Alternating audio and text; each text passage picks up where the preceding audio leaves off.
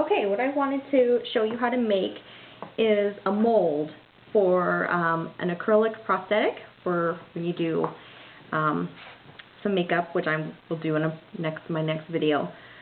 What I wanted to do was to have this prosthetic that looks like a heart that was gashed into you by a knife. Basically, a woman who was love crazed or whatever, and I don't know, she's crazy. So she's gashed a heart into herself, and it's going to be a bloody mess.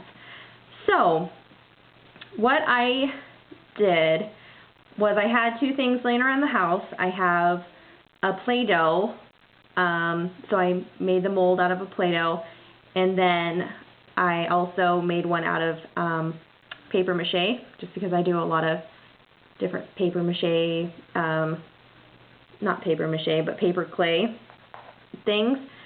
So those are two things I had laying around the house that were molds. So what I did is I already recorded this, but because my camera's not so cool, and you couldn't see how I was molding the heart, so that's why I did this little post-it that shows what it is. So basically, I took this sculpting tool, just a wood sculpting tool. You can just find them at a craft store, or you could use a knife too, but this is the flat edge, and you just gash it into the wet paper clay or Play-Doh, whichever one you have laying around that you want to use. So just gash. Make sure it's messy, because remember, she's crazed. She doesn't care. She's gashing a heart into herself. So after you have the mold, you get some liquid latex, and what I have is the Ben Nye liquid latex.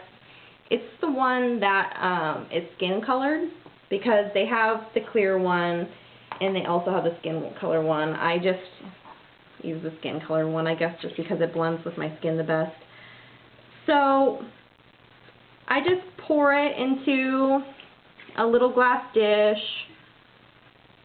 It's just, I use the glass dish because then once it dries, you can just peel it out really easy, and then it doesn't make a huge mess. And what works best for me is these little crafting sponges. And just put a little bit on. Make sure you get inside the crevices really deep, because that's like the important thing. You really want to get it in there. Here, I'll move this bowl. And I already did a layer, so I'm going to just continue to add to this layer. That one I'm drying, so it can be dry, so I can show you how to remove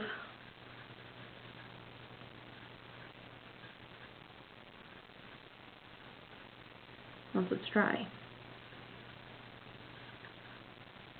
So you just put it on really thick. I don't know how many layers, I just really stick it on. And the reason why I have it coming off the edge right there is because once it's dry, I always just, instead of trying to peel up underneath and trying to get a start to peel it up, I just make myself a tab, and then I go and I cut it off later. I just find it easier that way. So lay it on.